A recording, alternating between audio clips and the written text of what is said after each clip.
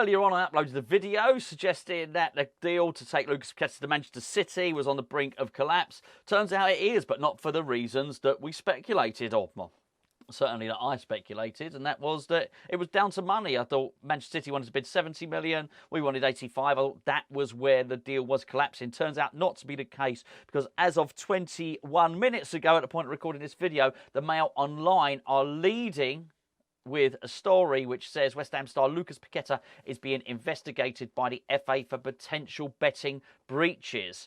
That's causing the collapse of the Manchester City transfer. I think it's fair to say, if he's under investigation, that transfer's done. It won't be happening. I want to move on from that very, very quickly. Now, what I want to talk about are the allegations. So I'm actually just... You've got to be careful with your words when you discuss things like this. So I'm going to read to you what the Mail article says, but there's something at the end of the article which is really, really worrying, which I think, and this is my interpretation, makes it a worse situation than even Ivan Toney's. And Ivan Toney, of course, as you'll know, was banned for months. This could be very, very bad indeed. It says West Ham star Lucas Paqueta has been investigated by the Football Association for potential betting breaches. Manchester City were interested in signing the player. Yes, we know that. We'll move on from that. Yet it emerged on Friday morning that talks over the move had collapsed, with sources citing confidential issues. Now, for the last 2 hours, people have been saying, oh, maybe it's his shoulder, maybe it's an injury thing, maybe there's personal issues. It was a little bit cloak and dagger, really. Anyway, so it says it can now be confirmed that the 25-year-old Brazilian is subject to an FA investigation over allegations of gambling on football. The specifics are yet to be revealed, while West Ham nervously wait to see if it will lead to Paqueta being charged by the authorities. Here's the end of the article. Now, it's really important that you've got to ask yourself, why have they put this at the end of the article, right? So it says, Paqueta impressed in West Ham's season-opening 1-1 draw at Bournemouth last weekend. He was substituted in the 4th minute of stoppage time, seconds after receiving a yellow card for handling the ball directly from Alphonse Areola's goal kick. That's the key stuff here.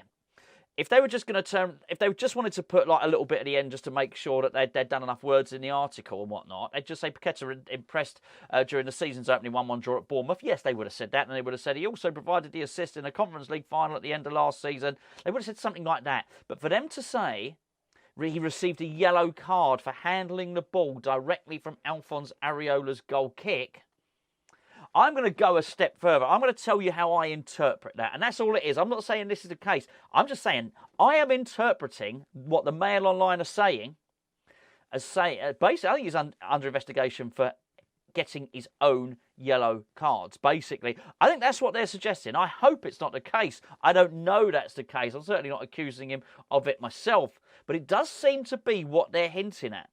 And that would be a major, major worry for West Ham. I don't have a deep knowledge of what goes on at Brentford or the Ivan Toney case. I just don't. To be honest with you, I probably could have read a bit more about it before doing this video, but the video would not have been done so quickly, and it would cease to be breaking news if I spend an hour or so researching it.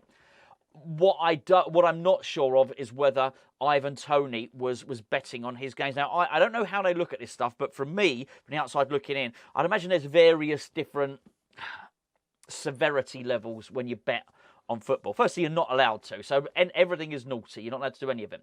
But maybe if you bet on other people's football matches, okay, not great. You probably shouldn't do it. Not great because you might know other people that are in the teams, and there still could be some match fixing in there. But I would imagine that's the worst. Probably the second worst thing you can do is bet on your own team. However, if you're betting on your own team to win all the time, then, you're not meant to do it. It's against the rules.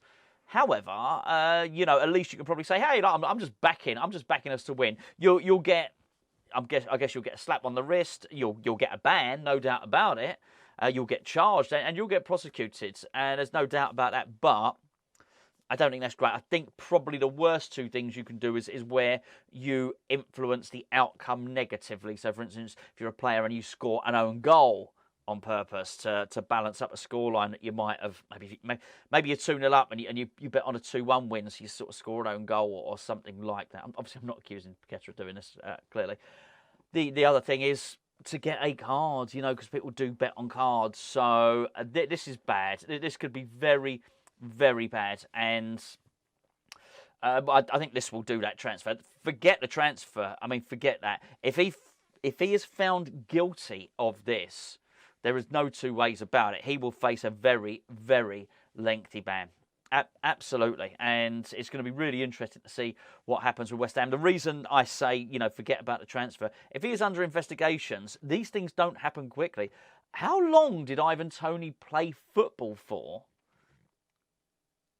Once the investigation was announced, to the point the investigation was launched, and then the findings were collated, and then sort of sentence was passed. It's a long time. He seemed to be playing football for Brentford for a long, long time after the accusations have been levelled against him. It seemed to go on months. Eventually, he's banned at the moment. He can't play at the moment. But so this isn't going to happen quickly. My point of the matter is, Manchester City aren't going to find out whether they can sign Lucas Paqueta between now and the end of August. That's just not going to happen. So just look at the player himself. It means it's going to drag for him. He's eligible. He's eligible to play. What is his mindset going to be like? Because he's got two things. Number one, he probably knows that his transfer to Manchester City is gone. It's scuppered. He probably would also, you'd forgive him for thinking maybe my opportunity to move to any club of that sort of Champions League stature has probably gone now as well. And then, of course, he's going to have a massive cloud hanging over him. I don't know. I don't know how severe this gets. I don't know. I'm not going to claim to know. I'm not legal mind. But I mean, he may be thinking, is this just going to be a footballing sanction, or is it going to be a legal one? It's going to be very, very tough for him at the moment. I think so. So why? I was going to say why always at West Ham. It's not always at West Ham. We just discussed Ivan Toney. This happens to other clubs as well. It really does. But it's sort of the last thing we need at the moment. And I guess there's some joy to be had from it. That in essence, we don't sell this player to Manchester City. But we will lose him for a long, long time. I've no doubt if what the Mail are hinting at turns out to be true, and then you would speculate that maybe, that there are other things there as well, then he's going to be missing for West Ham for a very, very long time. There's no doubt about that in my mind. It's a massive blow. It's the last thing it's just the last thing we need in terms of build up to a game against Chelsea, which is going to be really tough anyway. I bet the club are reeling from this. I bet the club don't know what to do. How could you? Not just West Ham, any club. How could you possibly know how to deal with this sort of thing? Watch this space. This is going to run and run and run.